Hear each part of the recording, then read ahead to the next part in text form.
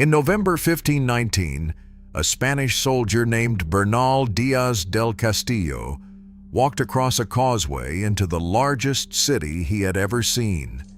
He had fought across the Caribbean. Nothing prepared him for what stood at the center of Lake Texcoco. Tenochtitlan. 200,000 people. Aqueducts carrying fresh water from mountain springs miles away. A market at Tlatelolco where 60,000 people traded every day, twice the size of any market in Spain. Hernán Cortés wrote to King Charles I that his soldiers could only stand at its edges in silence. What fed this city? What sustained 200,000 people in a lake basin surrounded by mountains? 3 crops formed the foundation: corn, beans, and a grain the Aztecs called huauhtli, the smallest giver of life. We call it Amaranth. Since the dawn of Mesoamerican agriculture, Amaranth had fed the civilizations that rose and fell across the highland valleys of central Mexico. Provincial governors sent hundreds of thousands of bushels to Tenochtitlan every year alongside gold and jade. It was legal currency. It was sacred food. And within 50 years of Cortés's arrival, the Spanish had made growing it punishable by death. They nearly erased it entirely. This is the story of why. Amaranth is not a true cereal grain. Botanically, it belongs to the Amaranthaceae family, related to beets and spinach, not wheat or rice. The seeds are about 1 millimeter across, but what they contain is extraordinary. Amaranth runs 14 to 16% protein by weight, ahead of wheat at 12% and well ahead of corn at 9%.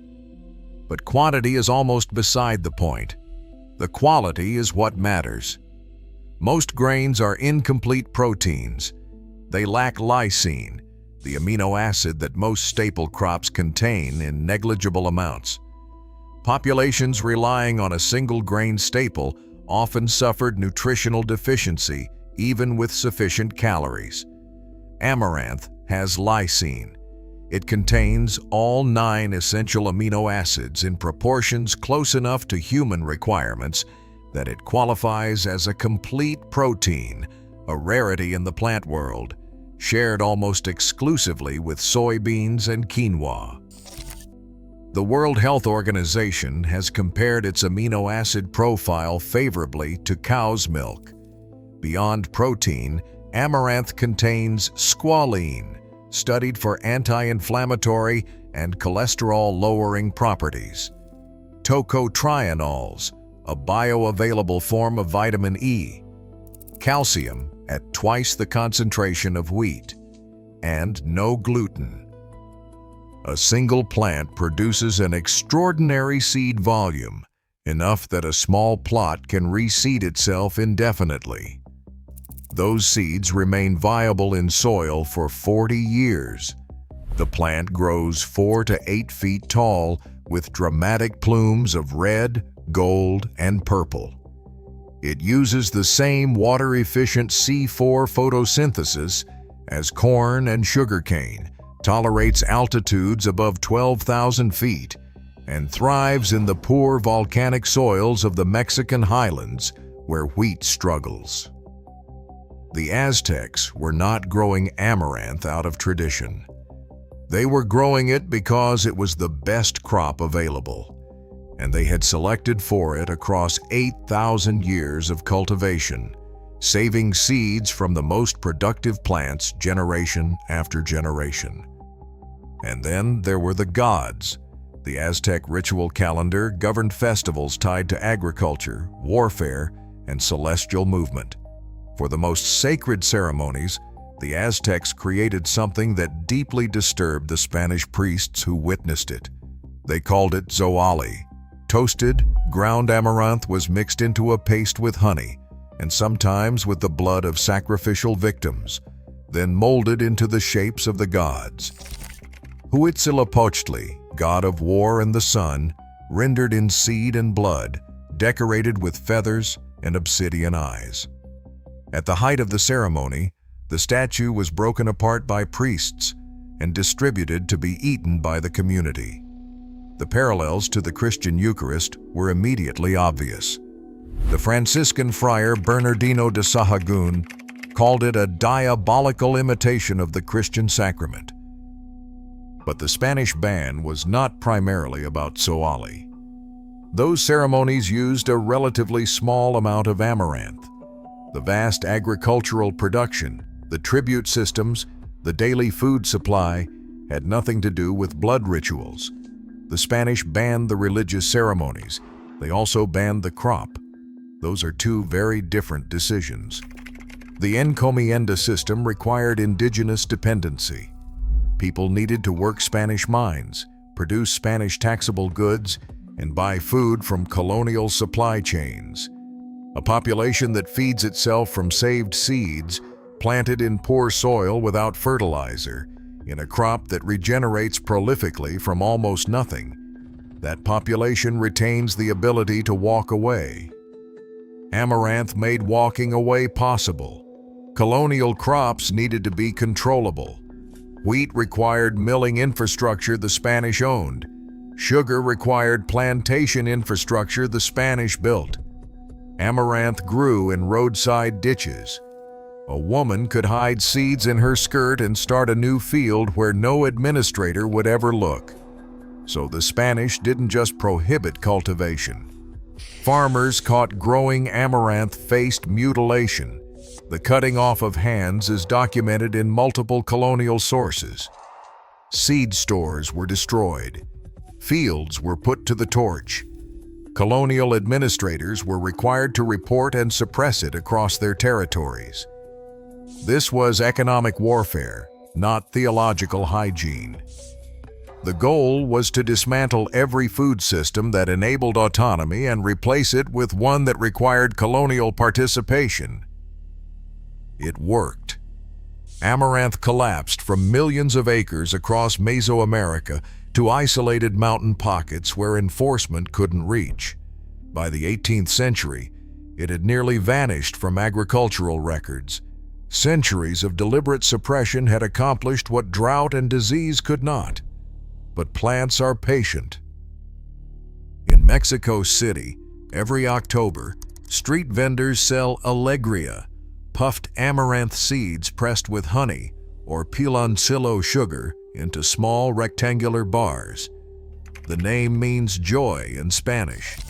The colonial administration tried to eradicate a staple and accidentally created one of Mexico's most beloved traditional sweets, a vehicle that carried the grain through the long silence after the conquest by disguising it as a treat rather than a threat. The same grain that formed the bodies of Aztec gods now gets wrapped in cellophane and sold to children for a few pesos. In India, amaranth found protection through religion. During Navratri, 9 fasting days when observant Hindus abstain from grains, amaranth is specifically permitted. Because of its botanical classification outside the cereal family, it is exempt from grain fasting restrictions. This sacred role protected it through centuries of agricultural indifference. Hinduism preserved by accident what Aztec religion nearly lost. By the late 20th century, researchers had caught up to millennia of indigenous expertise. The nutritional claims were validated in full: the complete amino acid profile, the exceptional digestibility, and the peerless protein quality. Studies found squalene in amaranth oil at concentrations far exceeding those in olive oil, with measurable effects on LDL cholesterol. NASA designated it a recommended crop for long-duration space missions, selecting it for extraordinary nutritional yield under severe resource constraints. The agronomic case proved equally strong. Under moderate drought stress that cuts corn yields by 30 to 40%, amaranth yields drop by only 5 to 10%. Above 95 degrees Fahrenheit, where soybean photosynthesis shuts down, amaranth accelerates. Climate models now consistently identify it as among the crops most likely to remain productive in regions facing increased heat and drought through 2050. Research programs in Kenya, Ethiopia, and Nigeria have begun reintroducing its cultivation to populations whose ancestors relied on it before the conquest intervened. If amaranth outperforms the grains feeding most of the world, tolerates the climates those grains cannot survive, and has been validated by NASA and the United Nations, why does it still represent a fraction of 1% of global grain acreage? The industrial grain complex is not built for it. A century of processing plants, storage systems, commodity markets, and equipment supply chains optimized for wheat, corn, rice, and soybeans. Amaranth seeds require different milling. Its harvest timing doesn't match existing machinery. These are solvable problems, but they require investment the current system has no incentive to make, and no major corporation profits from amaranth at scale. It cannot be effectively patented. Farmers can save seed indefinitely. Dependency cannot be engineered into it. The entire economic architecture of industrial agriculture requires crops that need annual inputs. Amaranth refuses. Where the conquistadors used fire, the modern market uses indifference. The outcome is similar. Bernal Diaz del Castillo lived until 1584. He outlasted the city he helped destroy. In old age, working from memory in Guatemala, he wrote about Tenochtitlan with wonder that never fully faded. The market, the aqueducts, the abundance of it, the order. What the Spanish encountered in 1519 was a civilization that had solved problems European agriculture hadn't yet begun to address. A complete protein crop developed before nutritional science had language for what that meant. An agricultural system so resilient, the only way to suppress it was field by field, seed store by seed store, generation by generation. They suppressed it because abundance that cannot be controlled is more threatening than poverty that can be managed. The amaranth seed is 1 millimeter across. It weighs almost nothing. It waits in soil for 40 years. It disperses too freely, hides too easily, returns too reliably to be permanently stopped. Amaranth is still here, in Oaxacan street markets and Bolivian highland farms, in Indian temples and NASA's databases, in the food security recommendations of the United Nations.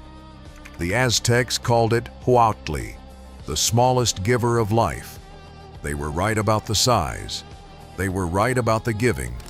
And across 80 centuries, the plant itself proved something that no colonial administration could ultimately disprove. A crop that cannot be taken from people is a form of freedom. That is why empires burn it, and that is why it keeps coming back.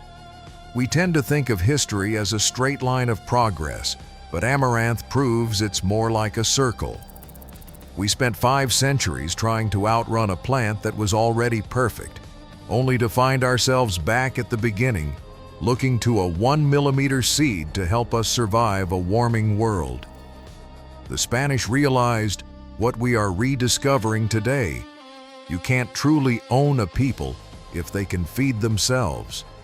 When you control the grain, you control the man.